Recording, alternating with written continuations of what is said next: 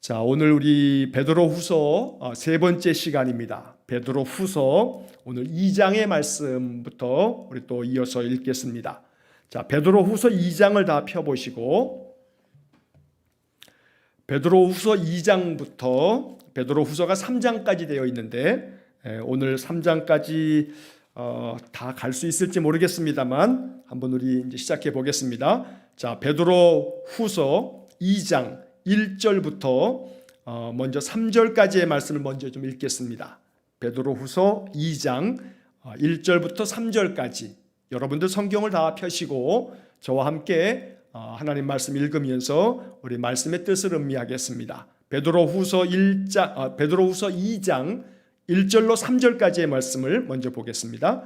그러나 백성 가운데 또한 거짓 선지자들이 일어났었나니 이와 같이 너희 중에도 거짓 선생들이 있으리라. 그들은 멸망하게 할 이단을 가만히 끌어들여 자기들을 사신 주를 부인하고 임박한 멸망을 스스로 취하는 자들이라. 여럿이 그들의 호색하는 것을 따르리니 이로 말미암아 진리의 도가 비방을 받을 것이요 그들이 탐심으로써 지연의 말을 가지고 너희로 이득을 삼으니 그들의 심판은 옛적부터 지체하지 아니하며 그들의 멸망은 잠들지 아니하느니라. 자, 베드로 후서의 이야기를 지난주에 또 그 전주에 이렇게 우리가 두 번 살펴보았는데, 자, 베드로 전서와 베드로 후서가 있다고 말씀드렸죠. 자, 베드로 전서는 외부에 대한 이야기입니다. 다시 말해서 베드로 전서는 외부적인 핍박, 외부로부터 찾아오는 이 로마의 박해, 그래서 이 외부적인 핍박과 박해 때문에 기독교 신자들이 배교하는 겁니다. 신앙을 떠나는 겁니다. 왜냐하면 예수 믿으면 죽으니까.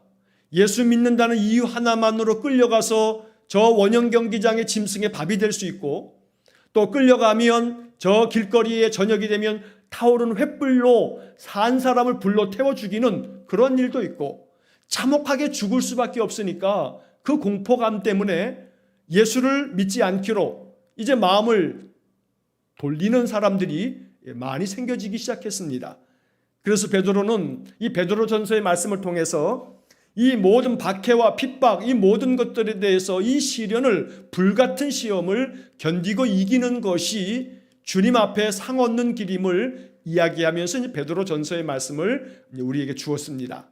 이 베드로 전서의 말씀을 가지고 초대교회 많은 신자들이 믿음을 다시금 회복하고 그 믿음을 지키면서 죽을 것을 각오하고 그렇게 해서 순교라 할지라도 마다하지 않는 그 길을 걸어갔던 겁니다.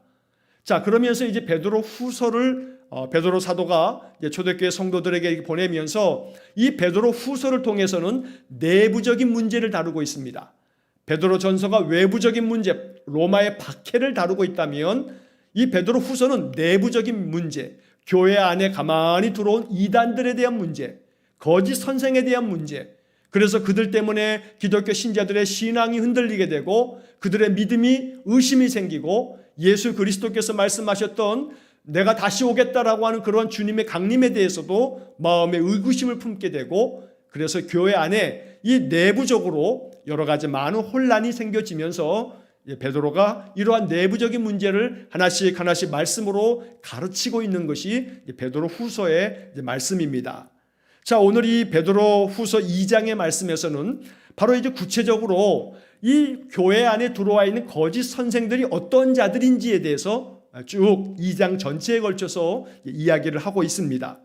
자, 그래서 오늘 지금 읽은 1절서부터 3절까지의 말씀을 보면, 자, 그러나 백성 가운데 또한 거짓 선지자들이 일어났었나니, 자, 여기 거짓 선지자들 이런 말이 나오고요. 자, 그 다음에 이와 같이 너희 중에도 거짓 선생들이 있으리라.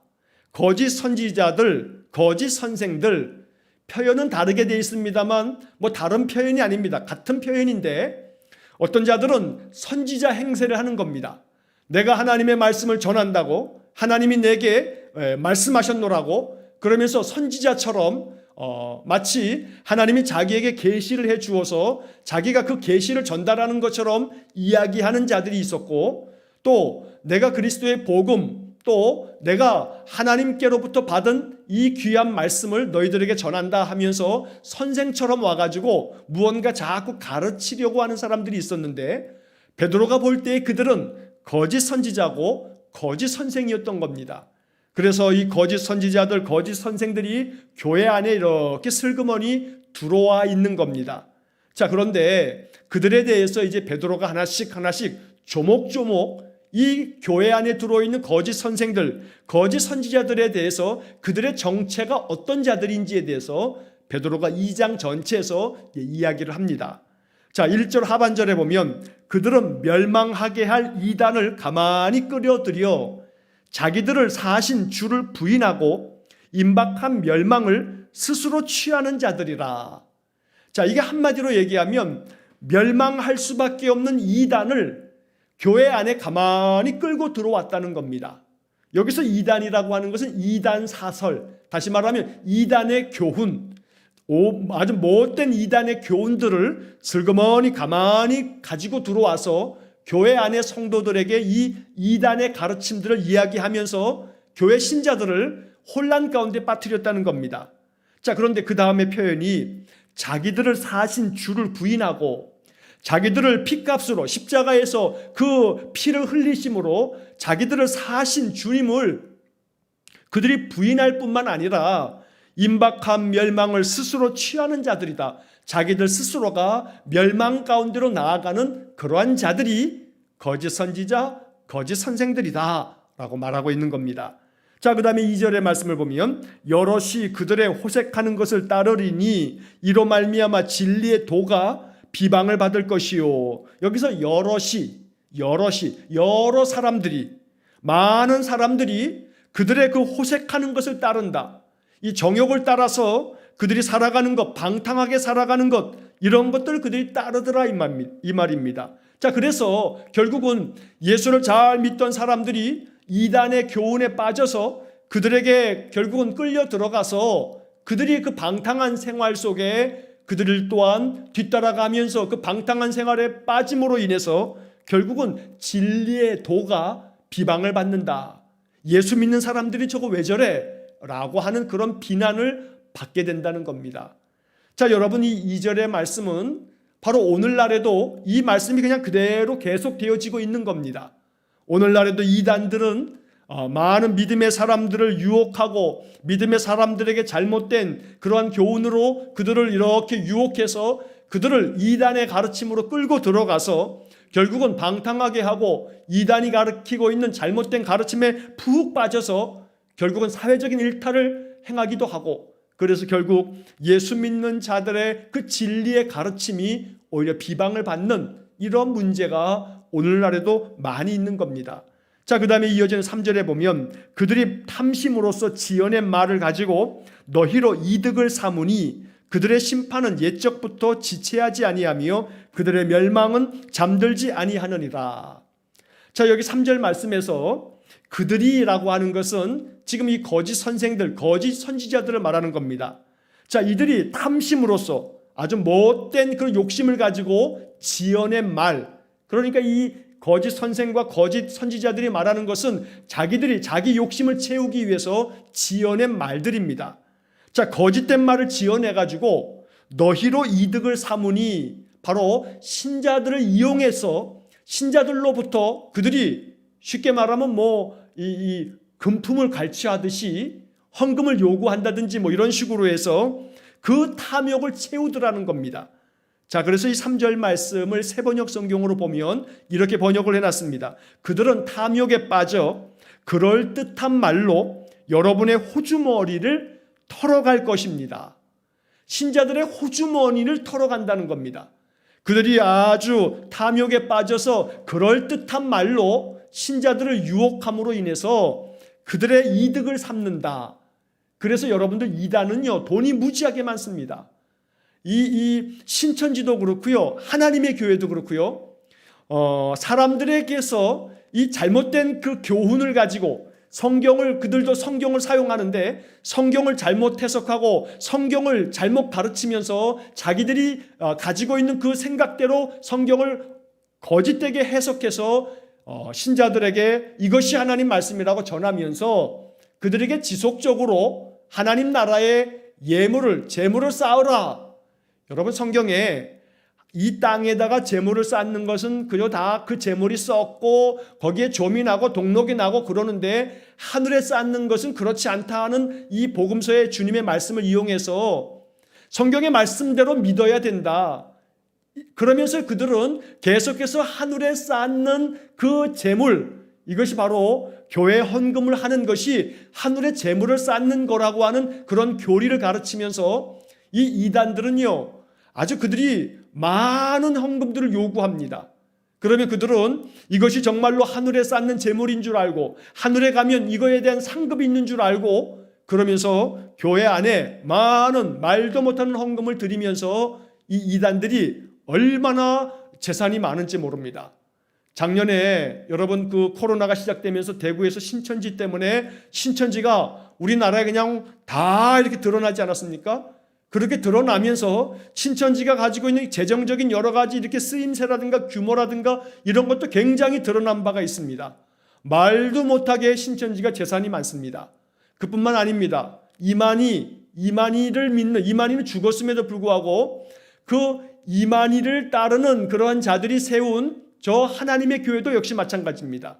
하나님의 교회도 그렇고 신천지도 그렇고 기성교회들이 여러 가지로 인해서 이 교회 건물을 되팔게 되거나 경매로 나오게 되면 죄다 할 것 없이 신천지나 하나님의 교회가 사들입니다. 그래서 이단들이 이처럼 여기 3절의 말씀처럼 탐심으로써 지어낸 말을 가지고 성도들을 현혹해서 이게 하나님 말씀이라고 거짓 선지자처럼 거짓 선생처럼 이야기하면서 그 신자들로 하여금 자기들의 이득을 삼고 있다. 바로 이것이 그 옛날 2000년 전에도 그랬고 지금 21세기인 오늘날에도 이단들, 거짓 선생들, 거짓 선지자 노릇하는 사람들에 의해서 자행되어지는 그러한 일들이라고 베드로 사도가 이렇게 말씀해 준 것입니다. 자, 그 다음에 3절 하반절에 보면 그들의 심판은 옛적부터 지체하지 아니하며 그들의 멸망은 잠들지 아니하느니라.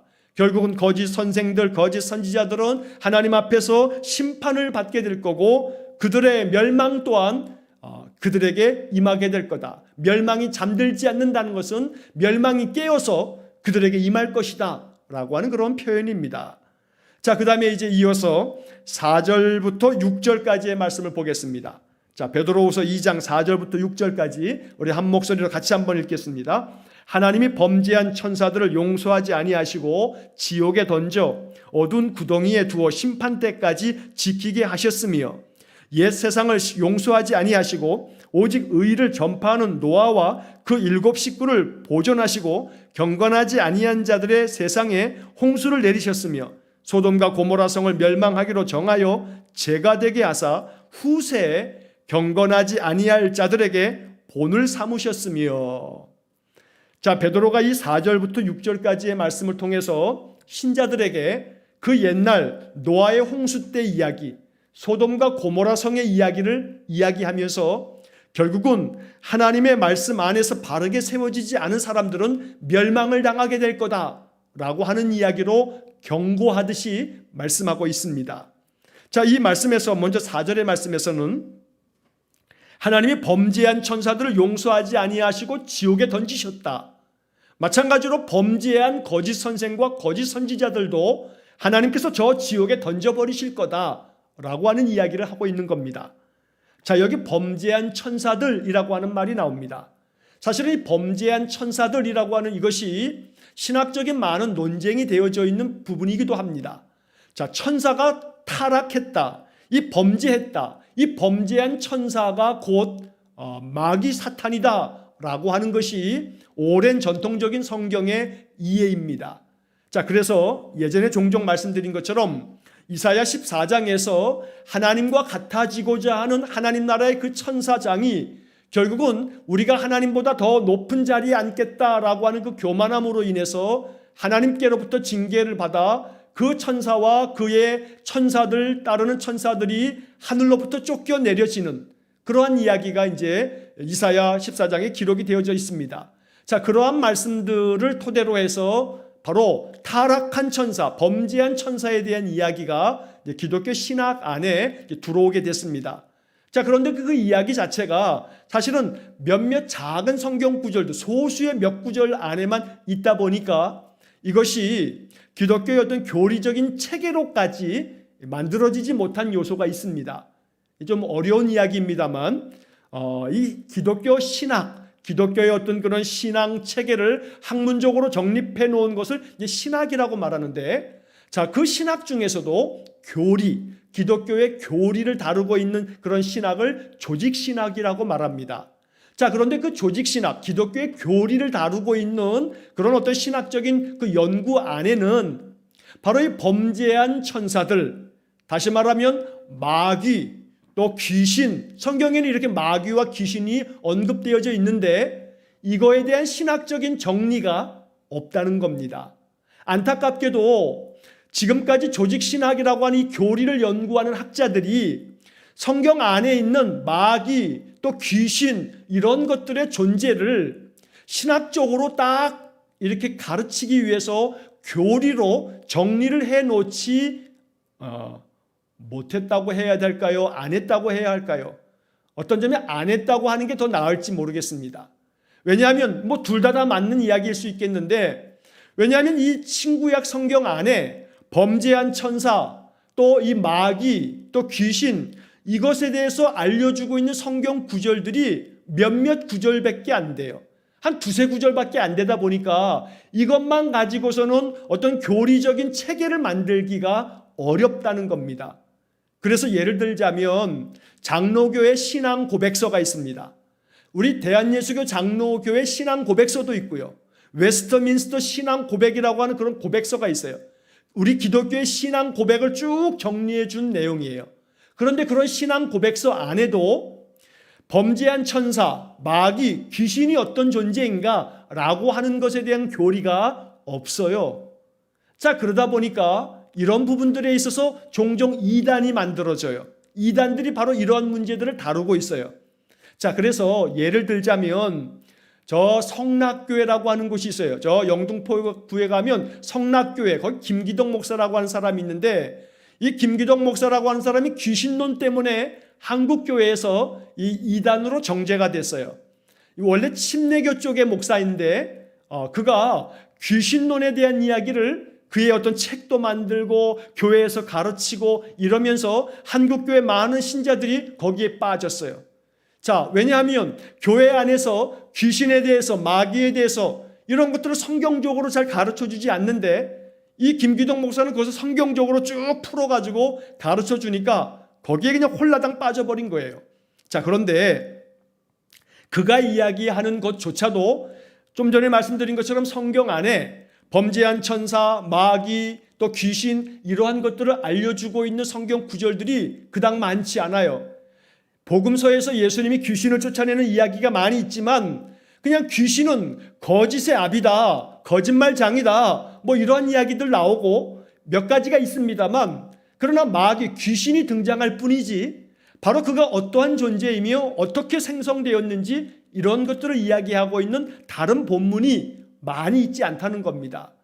자, 그래서 오늘 이 본문 이 4절의 말씀에서도 하나님이 범죄한 천사들을 용서하지 아니하시고 지옥에 던졌다. 이 범죄한 천사라고 하는 말을 지금 사도 베드로가 해주고 있는 겁니다.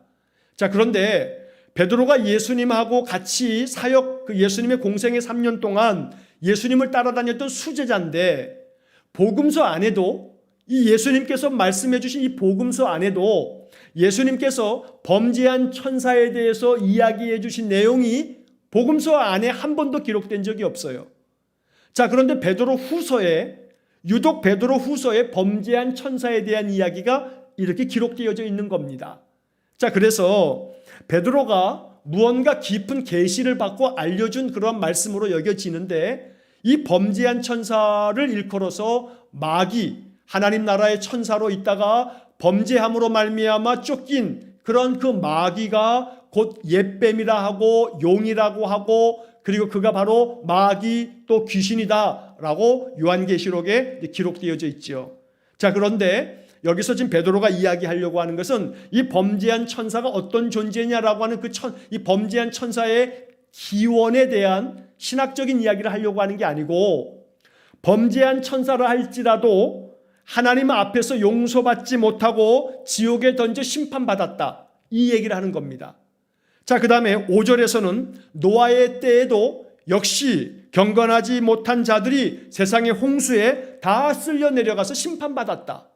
자, 그 다음에 6절에서는 소돔과 고모라 때에도 결국은 불과 유황으로 모든 것이 잿더미가 되므로 저들이 다 멸망당하고 말았다. 자, 이 세 가지 이야기를 통해서 결국 거짓 선생들, 거짓 선지자들도 이처럼 멸망당하고 말 거다라고 하는 이야기를 베드로가 들려주고 있는 겁니다. 그래서 이 이야기를 통해서 베드로가 목적하고 있는 바는 이단에 빠지지 말아라. 거짓 선생들의 그 꼬임에 넘어가지 말아라. 그들의 속임수에 빠지지 말아라.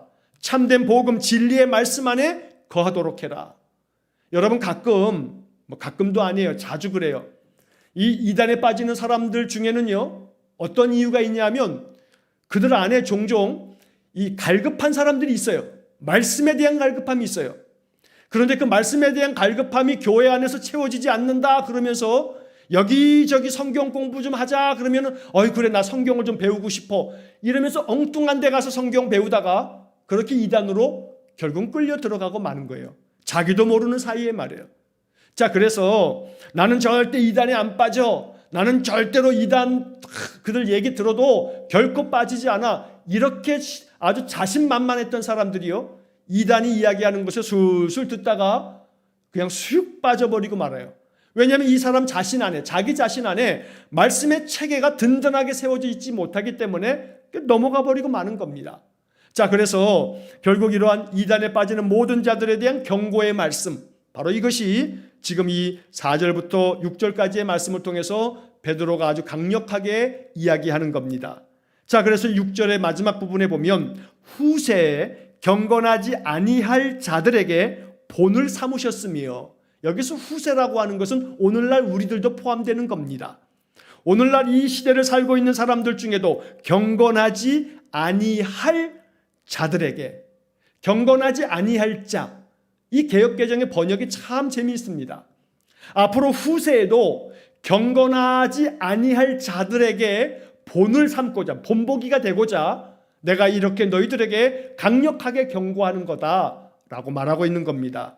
오늘도 이 세상에 경건하지 아니할 자들이 결국 믿음을 가지고 있다 하지만 그 믿음이 말씀 위에 든든히 뿌리를 내리지 못함으로 말미암아 거짓 선생들에게 홀라당 넘어가서 이단으로 빠지는 자들이 오늘날도 무지하게 많습니다. 여러분 여기 화정만 가더라도요, 화정에 신천지가 있어요. 신천지 그 어느 한 지파가 있어가지고 거기에 신천지들 그 예배하는 그 때가 되게 되면 그 신천지 그들이 모이는데 얼마나 많이 몰리는지 몰라요. 바글바글 모여와요. 자, 오늘 이것이 우리 이 시대에 경건한 믿음의 사람들도 그것이 정말로 도전이 돼야 되고 정말로 경고함을 받을 줄도 알아야 돼요.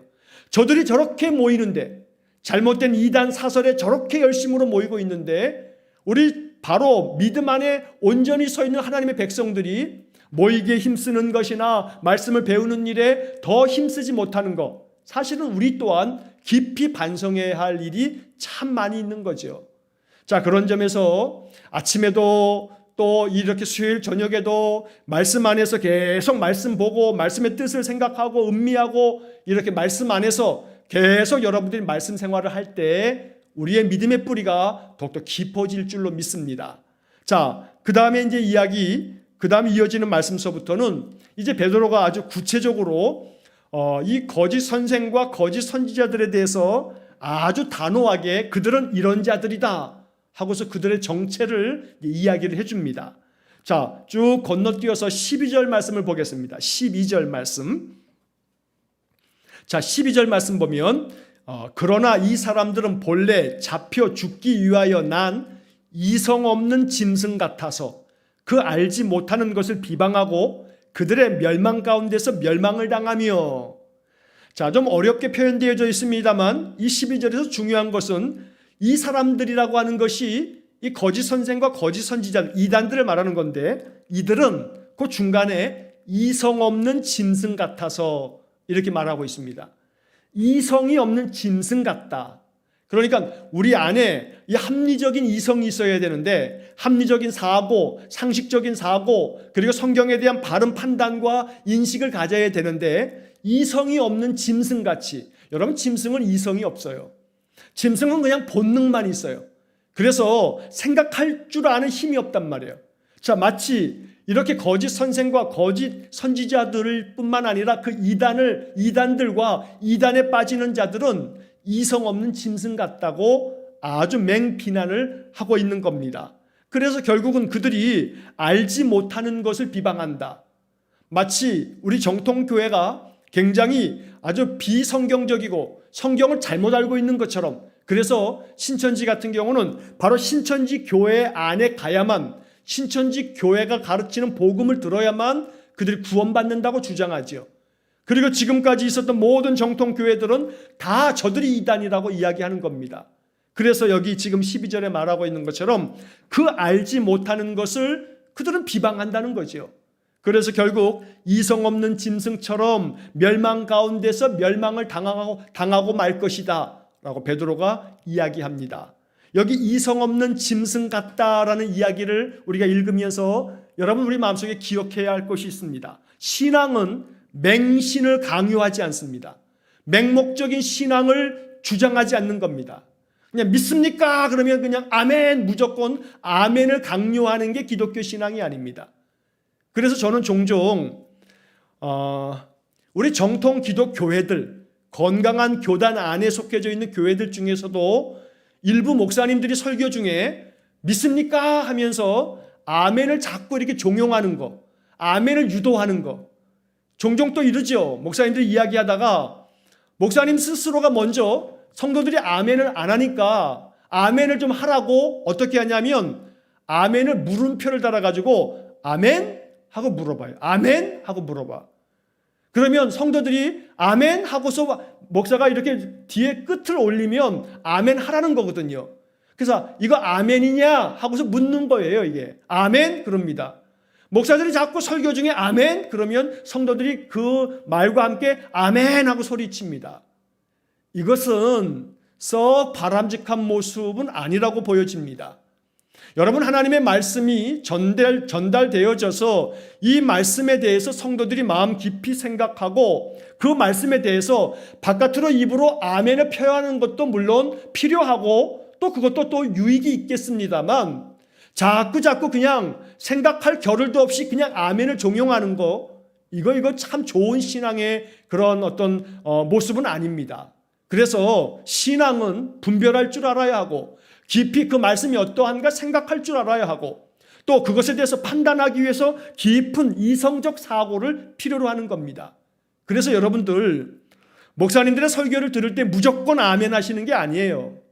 말씀을 들으면서 그 말씀이 진리의 말씀인가, 성경에 기록된 대로 잘 증거되어지는가, 이 말씀이 합리적인 이성에 비추어 보았을 때 이상한 얘기를 지금 떠들고 있는 것은 아닌가, 여러분 잘 마음 가운데 분별하여 들을 줄도 알아야 합니다. 그렇지 않으면 이성 없는 짐승과 같아서 결국 이단의 거짓 선생과 거짓 선지자들에게도 홀라당 넘어갈 수밖에 없다는 겁니다. 그래서 기독교의 신앙이라고 하는 것은 매우 합리적인 이성을 토대로 합니다. 우리들이 가지고 있는 이 기독교 신앙의 체계는요, 마구잡이로 만들어낸 것이 아닙니다. 기독교 신앙은요, 2000년 동안에 그 깊은 철학적인 배경을 가지고 있고 기독교 신앙을 통해서 철학이 또 큰 힘을 얻기도 했고, 그래서 이 기독교 신학이라고 하는 것은 아주 매우 깊은 학문적인 뿌리를 가지고 있는 겁니다. 여러분, 지금까지 우리가 인간들이 살아가고 있는 이 세상 속에서 굉장히 오래된 역사를 가지고 있는 학문은요, 신학이에요. 그 다음엔 또 철학이죠. 나머지 학문들은요, 한참 뒤에 만들어지기 시작해서 지금 이렇게 많이 펼쳐져 있는 겁니다. 인간의 역사 가운데 굉장히 오래된 그런 역사를 가지고 있는 것이 신학인데, 그 얘기는 뭐냐 하면 이 신학이라고 하는 것이 어줍지 않은 짧은 지식에 그냥 갖다 모아놓은 백화점이 아니라는 거예요. 모자이크 하듯이 짜집기 해가지고 만들어진 그냥 엉뚱한 그런 이야기 체계가 아니에요.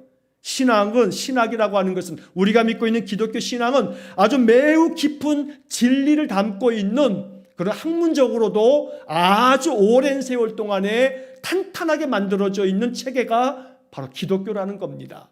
자, 그런데 이 이성 없는 짐승 같은 거짓 선생과 거짓 선지자들이 와가지고 이상하고 못된 말들로 신자들을 유혹하고 신자들의 신앙을 혼동하게 만들고 있다는 겁니다. 그래서 이성 없는 짐승이라고 이렇게 아주 베드로가 거짓 선생들에 대해서 맹비난을 하고 있는 겁니다. 자, 그 다음에 13절의 말씀을 보시면 불의의 값으로 불의를 당하며 낮에 즐기고 노는 것을 기쁘게 여기는 자들이니 점과 흠이라. 너희와 함께 연애할 때에 그들의 속임수로 즐기고 놀며. 자, 이 13절의 구절이 읽기는 읽었지만 이게 무슨 얘기인가 싶은 생각이 들 정도로 조금 우리가 이 문맥을 잘 이해하지 못하면 어렵게 이해가 됩니다. 자, 불의의 값으로 불의를 당하며 결국은 저들이 의롭지 못한 삶을 살았기 때문에 그 불의한 것에 대한 그 값으로 결국은 저들이 심판을 당한다라는 얘기입니다. 그래서 불의한 그 행동, 의롭지 못한 삶의 값으로 그들이 불의를 당한다라고 하는 두 번째 불의는 심판이라고 보시면 이해하기가 쉽습니다.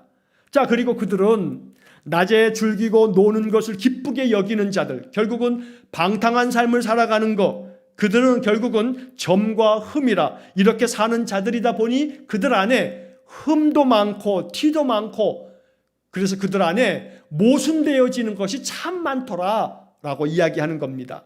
한편 너희와 함께 연애할 때, 너희들과 함께 잔치를 벌일 때에도 너희들과 함께 즐겁게 음식을 나누어 먹으면서 교제하고 아주 매우 성대하게 기쁜 어떤 잔치를 벌이고 있는 것 같지만 그러나 속으로는 너희를 속이고 있는 거다. 속임수를 가지고 있으면서 바깥으로는 연애를 베푸는 거다. 이단에 왜 빠지냐면요, 이단들이 매우 친절하게 잘해주니까. 아이고, 교회에 갔더니 굉장히 무관심하고 냉랭하던데 이단에 한번 갔더니 신천지에 갔더니 하나님의 교회 갔더니 나를 얼마나 영접해 주는지 몰라. 그러면서 혹 빠져듭니다. 여기 지금 13절 하반절에 너희와 함께 연애할 때 너희들과 함께 굉장히 너희들을 즐겁게 해주고 너희들을 맞이해 주는 것 같지만 그 속에는 속임수가 있다. 속임수를 가지고 있으면서 너희들의 영혼을 속이려고 너희들의 겉사람을 굉장히 맞아주는 것 같지만 그러나 결국은 너희 영혼이 속고 말 것이다 라고 이야기를 하는 겁니다. 자, 여러분, 정말로 중요한 것은 교회는 진리의 말씀을 온전히 선포하여 말씀 안에 바른 신앙을 세워가도록 하는 것이 교회의 본질적인 사명입니다. 그래서 오늘 이 이야기를 통해서 베드로가 그 당시 신자들에게 거짓 선생이나 거짓 선지자들의 그 속임수에 넘어가지 말라고 이렇게 계속해서 말씀하고 있는 겁니다. 자, 그 다음에 14절의 말씀을 보면 음심이 가득한 눈을 가지고 범죄하기를 그치지 아니하고 굳세지 못한 영혼들을 유혹하며 탐욕에 연단된 마음을 가진 자들이니 저주의 자식이라. 아주 심한 그런 표현을 하고 있지요. 자, 거짓 선생과 이단에 빠진 자들, 이 거짓 선지자들, 이들은 저주의 자식이다 이렇게 얘기합니다. 왜냐하면 그들이 음탕한 마음으로 음심을 가지고 그러한 눈을 가지고 범죄하기를 그치지 않는다. 여러분, 예전에 뉴스에도 나왔어요. JMS, 정명석이라고 하는 놈. 이 정명석이라고 하는 이 놈이 목사 행세를 하면서 정명석이라고 하는 JMS를 만들었어요. 이거 이단이거든요. 그런데 이 이단, 이 JMS, 정명석 자기 이름의 약자를 따가지고 JMS라고 부른 건데 이놈이 그 JMS 자기 그 정명석 이 교회 안에서 많은 젊은 여자아이들을 갖다가 그냥 건드린 거예요. 성폭행을 한 거죠. 성추행을 하고. 그래가지고 이 JMS 정명석이라는 놈이 지금 이 감옥에 가 있죠, 이게. 자, 이처럼 음심이 가득한 눈을 가지고 범죄하기를 그치지 않는 그런 이단이 그 옛날에도 있었던 겁니다. 자, 굳세지 못한 영혼들을 유혹하며, 여기서 굳세지 못한 영혼들, 이게 바로 기독교 신앙 안에 있지만 믿음의 뿌리가 없어서 굳건하게 믿음이 세워져 있지 못하다 보니까 그 영혼이 굳건하게 그 믿음을 지키지 못해서 유혹에 넘어간다는 겁니다. 자, 그뿐만 아니고 탐욕에 연단된 마음을 가진 자들이다. 굳건하지 못한 사람들의 영혼을 유혹하는 자들이고, 그리고 탐욕에 연단된 마음을 가졌다. 자, 이 표현은 새번역 성경의 번역을 보면 그들의 마음은 탐욕을 채우는 데에 익숙합니다. 이렇게 번역이 되어 있습니다. 탐욕을 채우는 데 익숙하다. 자, 옛날의 일입니다만 1992년도에 우리나라를 발칵 뒤집어 놓은 사건이 있었죠. 다미선교회 이장님 목사, 다가올 미래를 준비해라 그래서 다미거든요. 이 다미선교회가 1992년도 9월달 언젠가 예수님 재림한다고 그러면서 전국의 많은 신자들이 거기에 많이 미혹됐어요. 그래가지고 그들이 예수님 재림하시는 날이라고 하는 그날에 그 교회 바깥에 아주 그냥 우리나라 모든 이 신문사들 또 방송사들이 카메라 들고 거기 다 찾아갔던 거죠. 그래서 그 당시에 아주 대대적인 뉴스가 참 많이 나왔어요. 다 허탄한 거짓으로 다 드러났죠. 웃기는 것은 이 이장님 목사라고 하는 이놈이 1992년도 9월 언젠가 그 날을 바로 예수님 재림하신다, 그 세상을 심판하신다 그렇게 돼 있는데 이놈이 교회 헌금을 가지고서 자기의 그 부동산을 샀는데 부동산을 여러 채 산 겁니다. 계약을 다 해놨어요. 자, 그날 예수님 재림하셔서 세상을 심판하시면 부동산이 뭔 소용이 있냐 이 말이에요. 그러니까 여기에 그들의 마음에 탐심을 채우는데 익숙한 거, 이거 이단이다. 이거 이단이고 거짓 선생, 거짓 선지자들이 하는 짓거리들이다. 그러니 그들의 정체를 너희들이 정확하게 잘 알아야 된다라고 말하는 겁니다. 자, 그 다음에 이어지는 15절, 16절의 말씀을 봅니다. 15절, 16절 말씀. 자, 15절, 16절. 그들이 바른 길을 떠나 미혹되어 부올의 아들 발람의 길을 따르는도다. 그는 불의한 삭을 사랑하다가 자기의 불법으로 말미암아 책망을 받되 말하지 못하는 나귀가 사람의 소리로 말하여 이 선지자의 미친 행동을 저지하였느니라.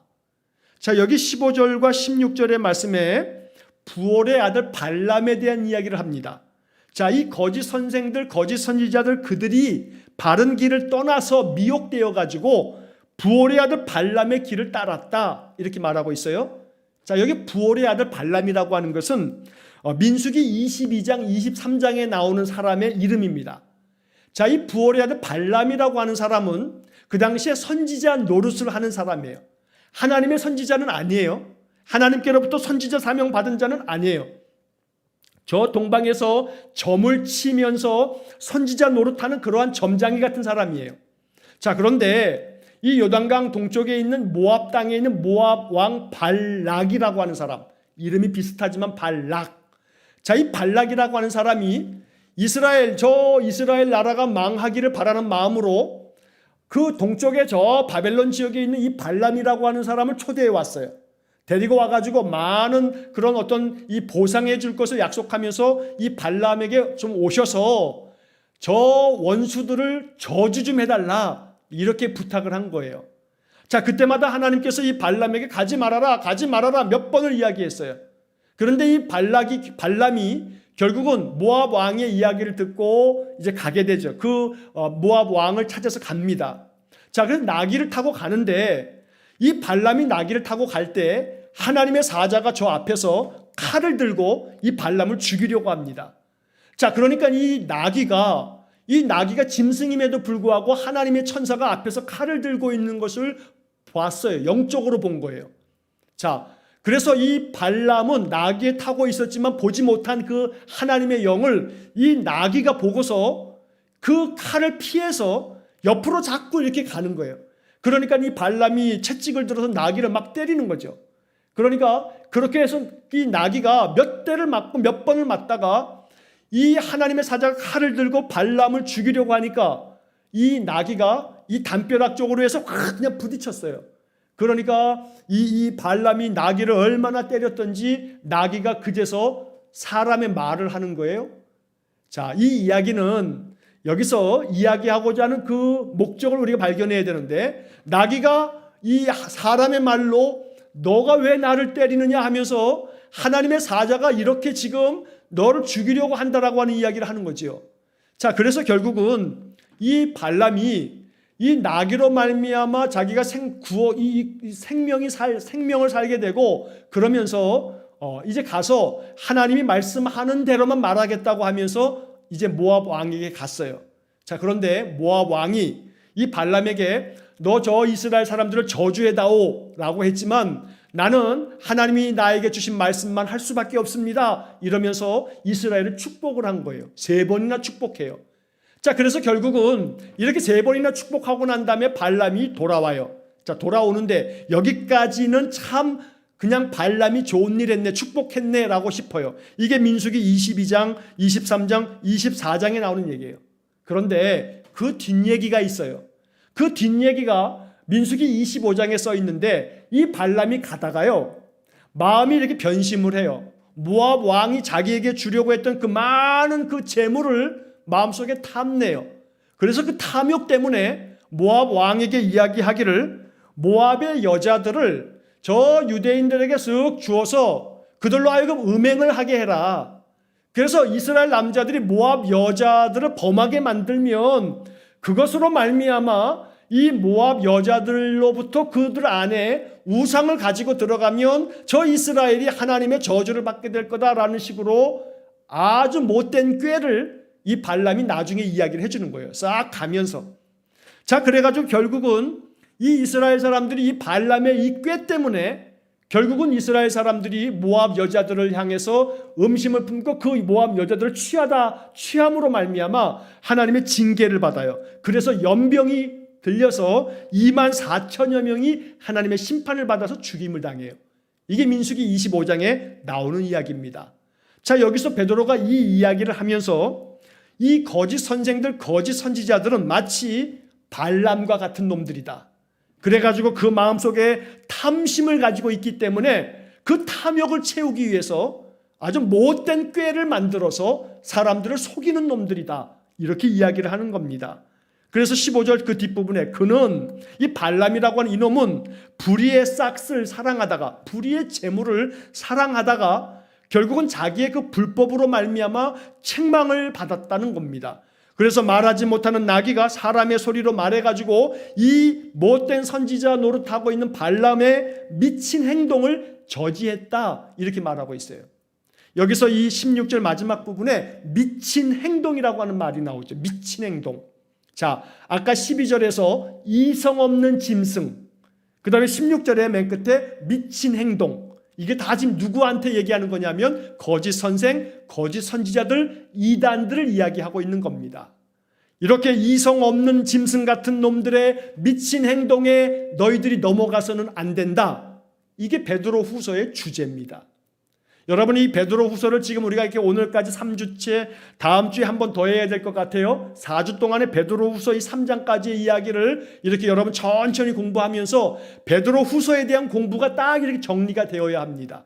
그래서 이단에 빠지지 않도록 이성 없는 짐승 같은 미친 행동을 하는 탐욕에 빠져 있는 이러한 이단들에게 넘어가서는 안 된다. 이게 2000년 전에 베드로가 베드로 후서를 통해서 말씀해 주고 있는 그런 이야기입니다. 자, 뒤에 조금 더 이야기가 나옵니다만 오늘 17절 말씀 한 구절만 더 보고 그 다음 18절 이하에서 3장으로 넘어가는 말씀은 다음 주에 한 번만 더 하겠습니다. 17절 이 사람들은 물 없는 샘이요 광풍에 밀려가는 안개니 그들을 위하여 캄캄한 어둠이 예비되어 있나니. 이 이단들에게 예비되어져 있는 캄캄한 어둠이 예비되어져 있다. 너희들 거기에 빠지면 너희들에게 환한 빛이 예비된 게 아니라 캄캄한 어둠이 준비되어져 있는 거다라고 이야기를 하고 있습니다. 광풍에 밀려가는 안개처럼 지금은 가득한 것 같지만 한순간에 저들이 싹 사라져 버릴 거다라고 경고하고 있는 겁니다. 이 말씀은 오늘날에도 유효한 하나님의 말씀입니다. 아무리 이단이 창궐해도 이단이 점점 많은 사람들을 유혹해서 이단의 수가 점점 더 늘어난다 할지라도 그들은 광풍에 밀려가는 안개에 불과하고 그들에게 예비되어져 있는 것은 캄캄한 어둠밖에 없습니다. 그래서 우리가 늘 깨어 있어서 바른 믿음 안에 굳건하게 서 있어야 합니다. 나는 이단에 빠지지 않을 거야. 나는 이단하고 상종도 안 하는데 여기서만 머물 것이 아니고 내 믿음이 더욱더 굳건하게 세워지는 것이 중요합니다. 우리가 믿음 안에 굳건하게 세워져서 말씀 위에 우리의 신앙을 세우지 않으면 신천지나 하나님의 나라에는 빠지지 않을지 몰라도 세상의 만몬신에게 쓱 우리의 영혼을 빼앗겨 버릴 수도 있다는 겁니다. 세상의 신들, 세상의 가치관들, 세상의 문화 속에 우리가 그냥 홀라당 우리의 영혼을 내어줄 수도 있다는 겁니다. 코로나로 말미암아 믿음의 사람들이 신앙을 지키기가 어려운 시대가 되어 있습니다.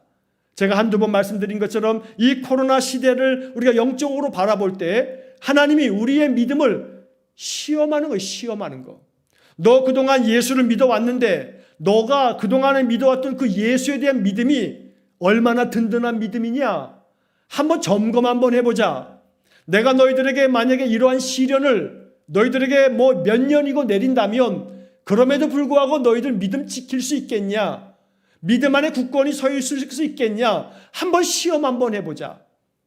여러분 어떤 점에서 이 코로나를 영적으로 이렇게 받아들일 수 있다면 우리 마음속에 내 믿음을 이 어려운 시대에도 굳건하게 잘 지켜서 예배자로서 믿음 안에 굳건하게 서서 이 모든 어려움을 믿음의 힘으로 견디어낼 수 있겠는가? 바로 이러한 점을 우리가 더 깊이 생각하면서 이 베드로후서의 말씀을 통해서 베드로후서는 베드로가 순교당하기 전에 썼다고 말씀드리지 않았습니까? 이 베드로후서는 베드로의 유언과도 같은 말씀이라고 베드로후서를 시작하면서 말씀드렸습니다. 베드로의 유언 같은 이 말씀을 마음 깊이 받아들여서 우리의 믿음을 굳건하게 지켜나갈 수 있는 뿌리 깊은 믿음이 될 수 있기를, 말씀 위에 견고하게 서 있는 믿음이 될 수 있기를 주의 이름으로 간절히 축원합니다. 기도하겠습니다. 자비로우신 아버지 하나님 감사합니다. 베드로 후서의 말씀들을 이렇게 읽고 또 생각하면서 베드로 후서를 통해서 사도 베드로가 그 당시 신자들에게 전하고자 했던 그 열정 가득한 말씀이 우리의 마음속에도 느껴지기를 원합니다.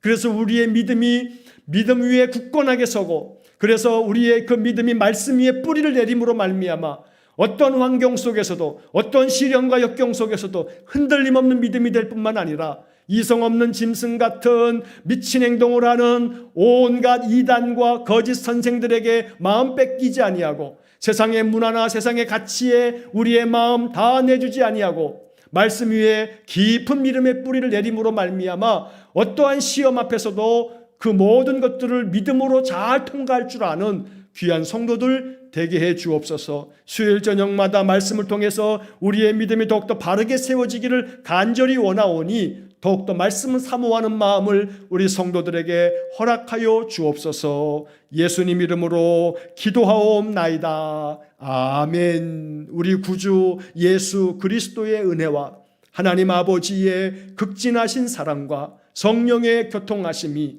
분별력 있는 굳건한 믿음 위에 말씀 위에 우리의 신앙을 세워서 더욱더 영적으로 충만하게 오직 주 예수 그리스도만 따르는 신실한 주의 백성 되기를 소원하는 머리 숙인 귀한 성도들 위해 영원토록 함께 하시길 간절히 축원하옵나이다. 아멘.